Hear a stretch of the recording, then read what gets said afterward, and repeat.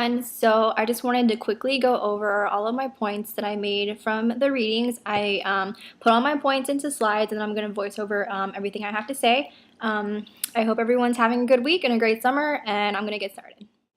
So on Shakeman page 35, it talks about learning to hear the positive and the negative. Something that the captain seriously needed to work on was being able to accept different types of feedback, and I think that was something that he was really lacking at. The book also says that you can make the most of your feedback by using it to enhance what you know about yourself. The captain felt that his opinion was the only one that mattered and therefore did not grow from the mistakes that he was making.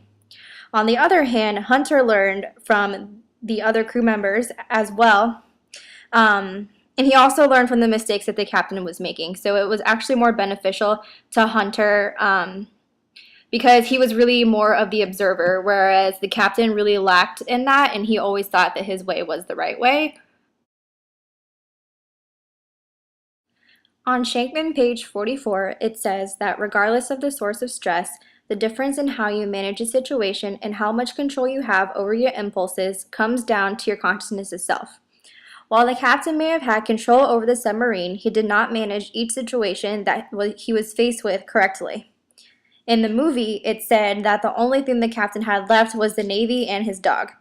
I think he fought too hard to hold on to his status in the Navy, that he began to lose the focus of what was important to the Navy and to the lives of his crew. Hunter, on the other hand, was fully aware of each situation at hand and did not let the stress get in the way of his duty to the Navy. So Shapeman page 45 states that leaders who are not stable or who cannot reasonably control their emotions place the entire group as well as the individual members in a state of flux that is most likely not healthy nor conducive to progress. I believe that the captain felt threatened by Hunter, and instead of putting his emotions to good use and working together with Hunter, he became angry and he put his crew in harm's way. For example, if you guys remember the scene where he basically threatened the lives of his crew at gunpoint just so he could get his way, and I felt that that was entirely childish of him, almost as like he was a kid and that was the only way he could make his point. And Hunter always kept his emotions in check, which is why I think that the crew began to listen to him more. On Maxwell page 55, it states that inexperienced leaders are quick to lead before knowing anything about the people they intend to lead. But mature leaders listen, learn, and then lead. We learned in the film, while the captain is reading Hunter's file, that Hunter does not have much experience in his current position. But despite being inexperienced, Hunter took the time to understand the crew on a personal level, and he proved that he was mature, unlike the captain. Hunter listened to his crew, and he obeyed the Navy protocols, which enabled him to lead properly and efficiently. On Maxwell page 63, it says, "When it comes to leadership, you just can't take shortcuts, no matter how long you've been leading your people." I found that the captain became lazy and inefficient in his orders and protocols. Despite having been a captain for many years, he still should have performed his tasks the correct way. On the same page, it says, "Build trust with competence, connection, and character. People will forgive mistakes if they see you're still growing as a leader." Because Hunter performed his duties efficiently, the crew respected him and understood that even leaders make mistakes. I felt that when the captain made mistakes, it was harder to forgive because of his lack of efficiency. On Maxwell page 66, it says, "Leaders earn respect by making sound decisions and admitting their mistakes."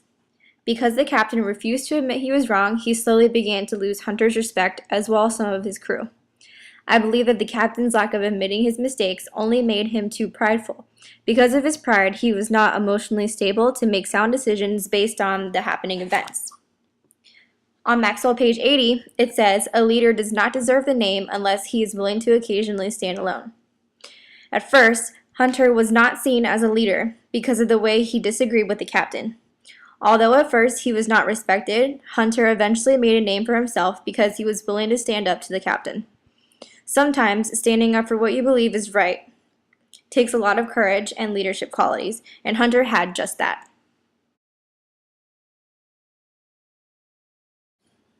On Maxwell page 94, it says, leaders who want to succeed maximize every asset and resource they have for the benefit of their organization.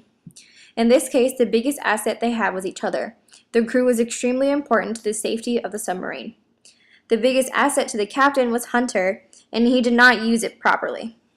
If the captain would have put his arrogance aside and worked with Hunter as a team, he would have proven to be a better leader.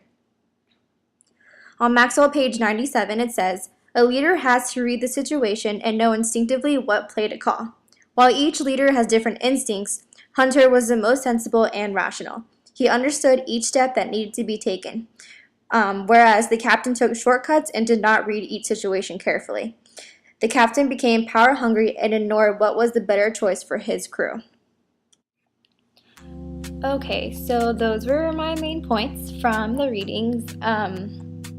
So overall, the movie, I honestly didn't really care for it. It's not really the type of movie that I really like. Either way, Denzel was awesome, of course. I didn't have really any aha moments. I didn't feel that there was a moment that absolutely just like, hit me in the face and was like, I have to remember that, or that's really important for me to remember. Of course, there are parts that stood out, the scene where the captain held his crew at gunpoint, the whole mutiny situation, even the parts where they had to leave the crew behind, like when they were fixing, I guess, the engine, and Hunter ordered one of the crewmates to lock the hatch because the water was going to come through or something.